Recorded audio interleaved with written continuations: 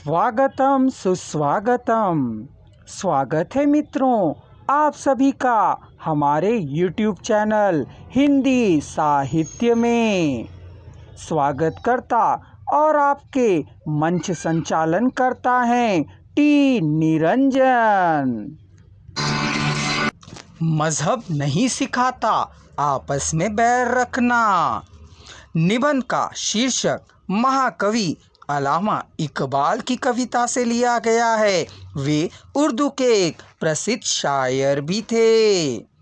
यह पंक्ति एक राष्ट्रीय आंदोलन के समय पढ़ी गई थी। यह सिर्फ राष्ट्रीय आंदोलन तक ही सीमित न रहकर आज कई मायनों में सभी के लिए उपयोगी है।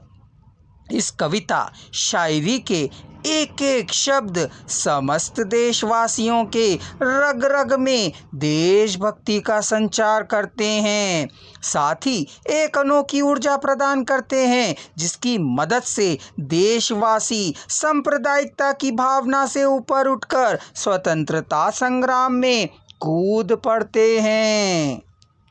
मजहब एक पवित्र अवधारणा है। यह अत्यंत सूक्ष्म भावनात्मक सूझ, विश्वास और श्रद्धा है।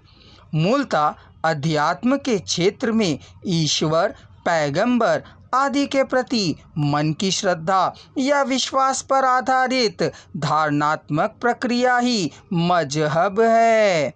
यह बाह्य आडंबरों, बैर भाव, अंधविश्वास आदि से ऊपर है। इसी बात को ही इकबाल जी के अलावा तकरीबन सभी स्वतंत्रता सेनानियों ने कहा है।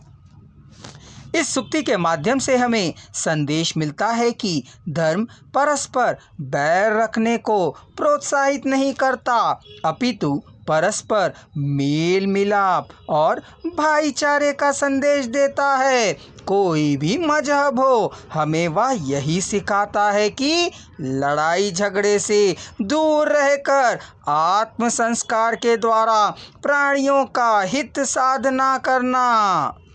साथ ही मजहब यह भी स्पष्ट करता है कि भले ही कोई भी मजहब वाले ऊपर वाले को किसी भी नाम से पुकारे, पर पुकार सबकी वह एक ही सुनता है। मजहब के नाम पर लड़ाना भिड़ाना तो केवल कुछ स्वार्थी लोगों की चाल है। इतिहास पर अगर नज़र दौड़ाएं तो हम देखेंगे कि लोग यह जानते थे कि हम सभी एक दूसरे के साथ भाईचारे के साथ रहेंगे तो ही अखंड रहेंगे। वे जानते थे कि एकता में ही बल होता है, फिर भी मजहब नाम पर कत्लेआम हुआ और भारत माँ के टुकड़े टुकड़े कर उसे विभाजित कर दिया गया। इतिहास में नज़र हटाकर अगर हम वर्तमान में मनन करें तो क्या आज भी मजहब के नाम पर दंगे फसाद नहीं होते? सदियों पुराना अयोध्या मामला अभी तक नहीं सुलझ पाया है। इसका कारण क्या हमें पता नहीं है? देश को मजहब आदि का तमांचा दिखाकर कुछ स्वार्थी लोग अपनी स्वार्थ पूर्ति हेतु देश को खंड खंड में बांट देना चाहते हैं, ताकि वह समय आने पर अपनी स्वार्थ की सीमा को बढ़ा सकें। महात्मा गांधी, गुरु तेग बहादुर आदि महापुरुषों को भी मजहब का नाम लेकर ही मारा गया था। मजहब धीरे धीरे एक ऐसा ज्वलंत विषय बनता जा रहा है कि उस पर कोई चर्चा करने से भी हिचकिचा रहा है।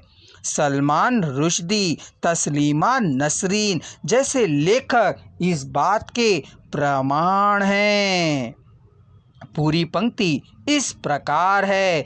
मजहब नहीं सिखाता आपस में बैर रखना, हिंदी है हम, वतन है हिंदुस्तान हमारा।